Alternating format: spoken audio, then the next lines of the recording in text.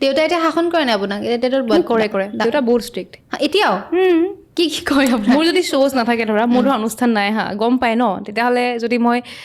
8টা বজাৰ পাছত ঘৰ সোমোৱা বহুত কুৱেশ্যন 10টামান আহিব আৰু যে ইমান দেৰি বাহিৰত কি কৰি আছ 8টা বাজিলে ৰাতি হ'ল এতিয়া ঘৰ যা সেনেকুৱা আৰু মানে মাহঁতে সেই সৰু ছোৱালীজনী বুলিয়ে মোক এতিয়াও থৈ দিছে গম পাইছা মানে নাভাবে যে মই ডাঙৰ হৈছোঁ মানে অকণমান কেতিয়াবা খং উঠে নি সেইটো কথাত যে মই এতিয়া ডাঙৰ হৈ গৈছোঁ ন মই এতিয়া নিজৰ ডিচিশ্যনো কিছুমান ল'ব এনেকুৱা টাইপ আহে নি উঠে খং কিন্তু নহয় অকল গানৰ সেই গানখিনি কি গাম শ্ব'জকেইখন ৰাখিম সেইটোৱে বাকীটো মাহঁতৰ মতে চব জীৱনটো